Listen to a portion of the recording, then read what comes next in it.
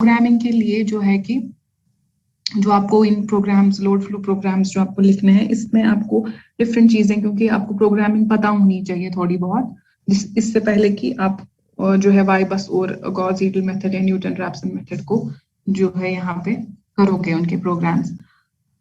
तो इसलिए मैंने जो ये रखा है थोड़ा 10-20 मिनट की क्लास मैंने इसलिए रखी कि ताकि आपको जो, अगर किसी को नहीं, वैसे तो आता होगा बहुत सारों को, अगर किसी को नहीं भी आता है तो वो थोड़ा बहुत इससे रिकॉल जो है उसका हो ही जाएगा। तो वैसे भी मैटलैब यूज करना मुझे लगता है easy as compare to other programming languages, तो इसमें ज्यादा वो सब जो है ये ज्यादा सेंसिटिव नहीं है, तो जिस वजह से थोड़ा सा इसको सीखना आपके लिए आसान ही होगा। तो जैसे हमें पता है कि हमारे पास जैसे वाई बस में डेटा वगैरह होता है, वो मैट्रिक्स फॉर्म में हमें इसमें देना पड़ता है। तो मैट्रिक्स आपको पता होगा या पढ़ा होगा आपने थर्ड सेमेस्टर में, मे बी आपको जो लैब होती है उसमें किया होगा आपने। तो हम लोग वही देखेंगे कि किस तरह से हम मैट्रिक्स जो है पहले वो लिखेंगे, उसके अलावा हम लोग किस तरह से जो है कि फिर उसके कॉलम्स वगैरह को एक्सट्रैक्ट कर सकते हैं, या मैक्सिमम हम किस तरह से ले सकते हैं। अगर हमें मैक्सिमम वैल्यू लेनी होगी किसी स्ट्रिंग से, एरे से, वो कैसे ले सकते हैं, या किसी स्ट्रिंग की जो है वो उसकी लेंथ जो है, ये सब चीजें हम देखेंगे। तो स्टार्टिंग अगर हम सपोज एक मैट्रिक्स लिखते हैं, मैट्रिक्स ए देंगे सपोज, ठीक है, तो इसको हम जो है कि इस तरह से लिखते हैं इस फॉर्म में, ठीक है। हम स्क्वायर ब्रेसेस लेते हैं और फिर इसमें जो है हमें जैसे कि हम 3x3 मैट्रिक्स लिखेंगे, ठीक है। तो जैसे हम लिखेंगे 1 2 3, ठीक है। उसके बाद हमें जैसे 3x3 मैट्रिक्स लिखना है तो हम कोई और ना, मतलब आगे नंबर्स देते हैं। Suppose this is the first row, ठीक है। ये जब अब आप देखोगे, जब ये रन करेंगे तो आप देखोगे कि किस तरह से जो है कि इसमें मैट्रिक्स बनेगी, ठीक है। 4 5 6 and you have let's suppose 7 8 and 9, ठीक है। तो अगर हम इस जस्ट इस मैट्रिक्स को जो है बनाएंगे, इसको जस्ट हमें क्या करना है, रन करना है। तो उससे पहले हम इसको सेव करते हैं। पहले हम इसको रन करेंगे, पूछेगा सेव कर लो, तो हम इसको सेव करते हैं एज, फाइल नाम दिया हमने, सेव किया, तो ये रन हो जाएगा। और रन करने के बाद यहाँ पे आपको रन बटन होगा, सबको मुझे लगता है इतना तो कभी ना कभी तो खोला ही होगा आपने मैटलैब। तो ये है, यहाँ से आपको, आप इसको क्लिक करेंगे तो ये रन होके ये कमांड आएगी। तो मैट्रिक्स ए जो आपने यहाँ पे इंसर्ट की थी स्क्वायर ब्रेसेस में, हम इसको हमने लिया और फिर यहाँ पे 1 2 3 4 5 6 7 8 9 जो है ये आपको मैट्रिक्स बनी, ठीक है। So these are the rows and these are the columns, ठीक है। 3x3 मैट्रिक्स बनी। अब जैसे आपको एक कॉलम इसका जो है, जैसे 1 4 7 फर्स्ट कॉलम आपको एक्सट्रैक्ट करना है मैट्रिक्स ए का, तो हम इसको किस तरह से एक्सट्रैक्ट कर सकते हो। और आपको पता होगा शायद कि अगर हम जो है सेमीकोलन लगाते हैं किसी भी कंडीशन में यहाँ पे, तो उसका आउटपुट नहीं आता है। जैसे आप लिखोगे a is equal to 4 and आप इसको रन करोगे, आपको a इज इक्वल टू 4 आ जाएगा।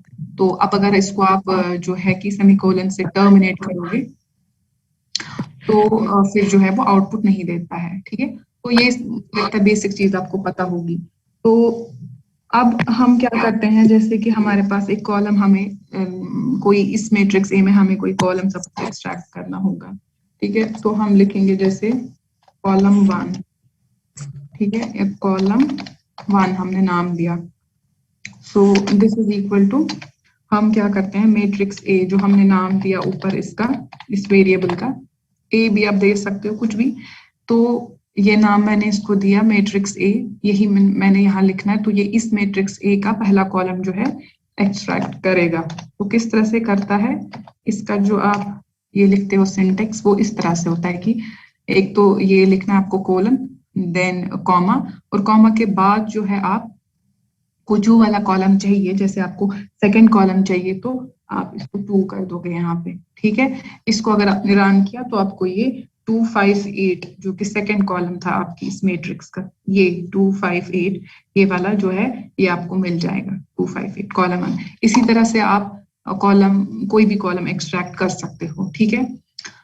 तो अगर एक पर्टिकुलर एलिमेंट को मतलब जो यहाँ पे मैंने कॉमा से पहले जो मैंने दिया ये कोलन, तो that means it indicates all rows and this indicates कि आपको कौन सा कॉलम चाहिए। तो अगर आपको जैसे फर्स्ट कॉलम चाहिए, you will replace this 2 by 1, last column चाहिए तो you will replace this by 3। और अगर रोज चाहिए, जो भी रो चाहिए, जैसे फर्स्ट रो चाहिए तो आप कोलन की जगह सीधा 1 दे दोगे फर्स्ट रो। और यहाँ पे जैसे सारे कॉलम्स चाहिए तो आपको सिर्फ यहाँ पे फिर सेमीकोलन ये ना कोलन देना है, या फिर आप डायरेक्टली ये दे दोगे। जैसे लिखेंगे column 2, this will be equal to again the same but ये आप सेम लिखोगे यहाँ पे ऐसे और 1। तो इसको भी रन करोगे तो ये फर्स्ट कॉलम देगा आपको, ठीक है। मैंने 1 2 लिख दिया यहाँ पे, आप इसको इस तरह से लिखते बेटर रहेगा ऐसे, ठीक है। तो कॉलम 1 में आपका 147 आ गया, ये वाला कॉलम 1 में आपका 147 आ गया, ठीक है।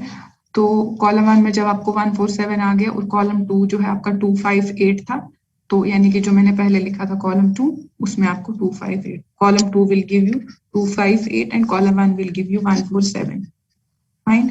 तो ये कॉलम्स को आप कैसे, अब अगर पर्टिकुलर एलिमेंट आपको करना है तो आप जैसे एलिमेंट को आपको एक्सट्रैक्ट करना है, ठीक है। मैं जस्ट ये नाम दे रही हूँ, एलिमेंट कॉलम लिख रही हूँ मैं, आप कुछ भी लिख सकते हो, ABCD XYZ कुछ भी। तो इसी तरह से आपको मैट्रिक्स A आप लिखो, आप मैट्रिक्स A लिखोगे यहाँ पे, और फिर जैसे आपको सेकंड मतलब रो में आपको सेकंड वाला चाहिए रो, और आपको चाहिए जैसे कि सेकंड कॉलम, तो सेकंड रो सेकंड कॉलम का जो एलिमेंट है दैट इज 2 2, वो इसमें आना चाहिए। दैट मीन्स कि मैं जो इंडिकेट कर रही हूँ 2 and 2 दैट इज इस 1 2 3 4 5 6 7 8 9 जो है ये मैट्रिक्स A जो है, इसमें मैं सेकंड रो यानी कि सेकंड रो में ये वाला जाएगा, तो फिर उसका सेकंड कॉल मतलब ये सेकंड कॉलम आएगा। तो एग्जैक्टली मैं सिर्फ इस रो को सिलेक्ट कर रही हूँ और उसके बाद जो मैं कॉलम दे रही हूँ इसको वो 2 है, दैट मीन्स ये वाला कॉलम, तो ये इस 5 एलिमेंट को डिस्प्ले करेगा। अगर हम इसको रन करते हैं तो ये इस एलिमेंट को एज 5 डिस्प्ले करेगा, ठीक है। तो दैट मीन्स आप एक पर्टिकुलर रो, एक पर्टिकुलर कॉलम जो है उसको एक्सट्रैक्ट कर सकते हो मैट्रिक्स से, और एक पर्टिकुलर एलिमेंट, सिर्फ आपको एक एलिमेंट चाहिए किसी मैट्रिक्स का, वो भी आप ले सकते हो, ठीक है। तो जो कोलन है इसका मतलब ये होता है कि it indicates all rose.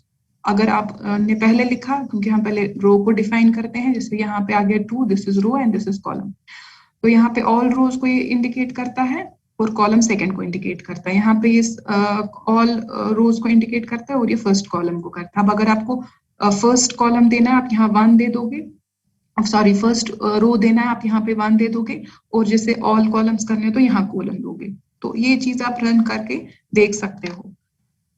So this is about how you can extract a particular element or a column or a row of a matrix, ठीक। उसके बाद आपको और एक चीज जो है जो हम यूज करेंगे दैट इज कि अगर सपोज आपको एक मैट्रिक्स है, ठीक है, आपको इनपुट करानी है कुछ मैट्रिक्स जिसके सारे एलिमेंट सपोज आप 0 0 ले रहे हो, ठीक है, सारे एलिमेंट्स को आपको 0 देना है, तो how will you do that. तो उसके लिए जो है सपोज मैं दूंगी कुछ Z मैट्रिक्स, ठीक है। Z मैट्रिक्स में क्या मैं दे रही हूँ, इसमें मैं दे रही हूँ एक जीरोस लिखूंगी, फिर इसी तरह से सपोज आपको 3 क्रॉस 3 मैट्रिक्स चाहिए तो 3, फिर अगेन इट्स लाइक इस तरह से हम देंगे 3 3, ठीक है। तो ये आपको Z की एक मैट्रिक्स आएगी जिसके सारे एलिमेंट्स जो है वो 0 आएंगे। तो this is how you will make a matrix जिसके एलिमेंट्स 0 होंगे, क्योंकि जब हम प्रोग्रामिंग करेंगे हो सकता है वहां पे हमें इनिशियली हम अज्यूम करेंगे कि हमारी y बस 0 0 है, फिर धीरे धीरे ऐड करेंगे वैल्यूज, ठीक है। या कोई भी ऐसी जगह जहां पे आपको इस चीज की जरूरत पड़ेगी that you want to have a matrix जिसके सारे एलिमेंट्स 0 हो, तो you can do it by this way. इसका ये सिंटैक्स है, ठीक है। उसके बाद इसी तरह से अगर आपको 1 वाली कोई मैट्रिक्स चाहिए जिसमें 1 1 1 हो, ठीक है, तो उसमें आप क्या कर सकते हो, ऐसे ही लिखना है और वंस लिखना है, जीरोस के बदले वंस लिखना है।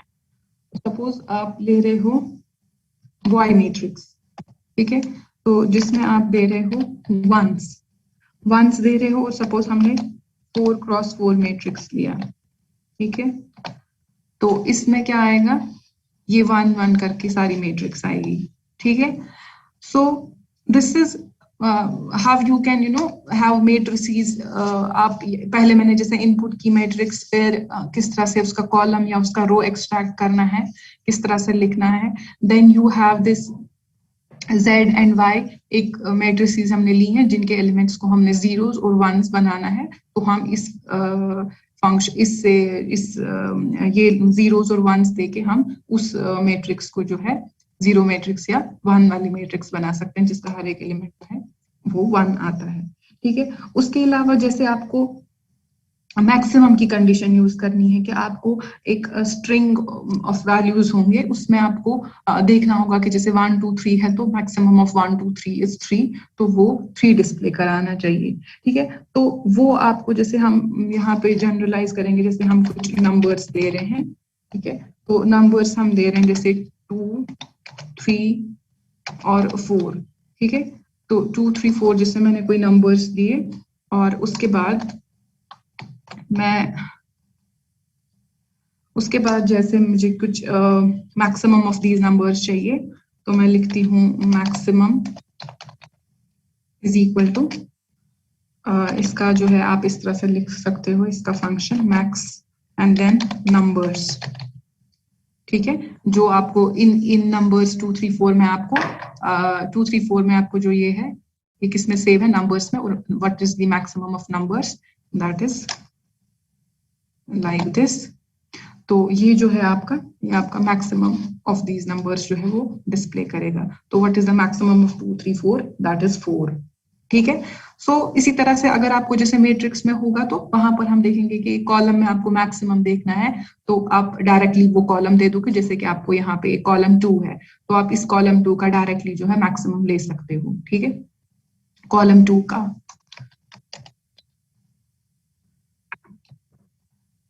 तो आपको कॉलम 2 का मैक्सिमम वैल्यू आएगा जो कि 7 है इसमें, ठीक है। कॉलम 2 हमारा ये था, कॉलम 2 1 2 एक सेकेंड 7, अच्छा ठीक है, ये इसको ले रहा है ना, 1 4 7, इसमें जो है हमारा मैक्सिमम वैल्यू आ गया, ठीक है।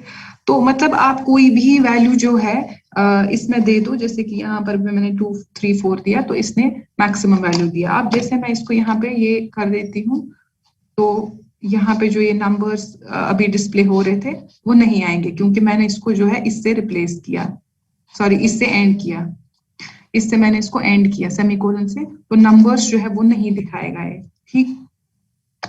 उसके बाद ये तो है कि मैक्सिमम ऑफ आप क्या ले लोगे। उसके बाद जैसे कि अब अगर आपको लिखना है और एक जैसे लेंथ हमें चाहिए, ठीक है, length of suppose some string, आपके पास कुछ स्ट्रिंग है, स्ट्रिंग ऑफ नंबर्स है, और उसमें जैसे n नंबर्स है, तो हमें देखना है कि इसमें कितने मतलब ये होंगे, जैसे 10 नंबर्स का हमने एक स्ट्रिंग लिया हुआ है, तो वी हैव टू सी कि इसकी लेंथ कितनी होगी, तो उसको जो है हम लेंथ से ले लेते हैं। जैसे we will have something like n is equal to, हम देंगे लेंथ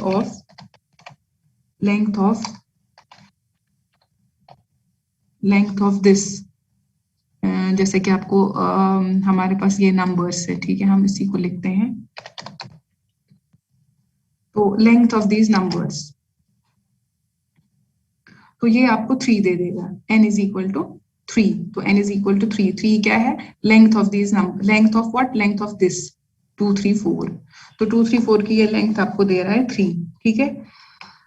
तो इसके अलावा हाँ, बस मुझे लगता है यही मेन चीजें हैं जो आप यहाँ पे यूज करोगे। ये अच्छा, उसके अलावा आपका जैसे आपको इमेजिनरी लिखना है, आपको जैसे वहां पे लिखोगे आप r प्लस जे एक्स, तो कुछ नहीं, इसमें कुछ एक खास ये नहीं है, उसमें जस्ट आप लिखोगे जैसे r is equal to 2 plus 3 and J आपको मल्टीप्लाई बाय आई करना है, ठीक है। तो 2 + 3j, तो ये जो है ये आपका डिस्प्ले करेगा इस तरह से आपका एक वैल्यू आएगा। जब आप वहां पे z का वैल्यू दे दोगे कुछ, तो आपको जब आप इमेजिनरी पार्ट लिखोगे तो इस तरह से आपको देना है, इनटू आई देना है। जो आप इमेजिनरी लिखते हो कॉम्प्लेक्स नंबर्स में, वो ऐसे आपको दे देना है। Then one more thing is there कि अगर आपको जैसे ये r था, आपको जैसे इनवर्स चाहिए इसका, रेसिप्रोकल ऑफ r, जैसे वहां पे r होगा तो हम लिखते हैं जैसे दिस इज r, मैंने y यहाँ पे दिया है, स्मॉल y दे देते हैं। तो this is equal to 1 divided by, तो 1 डॉट करके डिवाइडेड बाय r, ठीक है। तो ये आता है आपका इसका जो है 1 डिवाइडेड बाय दिस वैल्यू, तो ये आपका ये आता है y। जैसे z और y आपको वहां जरूरत पड़ेगी लिखने की, तो इम्पिडेंस और एडमिटेंस, तो आप एडमिटेंस को 1 अपॉन दैट वैल्यू लिखोगे, सपोज दैट इज 2 + 3j, तो ये आपको इस तरह से लिखना है, मतलब 1 डिवाइडेड बाय करके, और डॉट इसके साथ रखना होता है, ठीक है।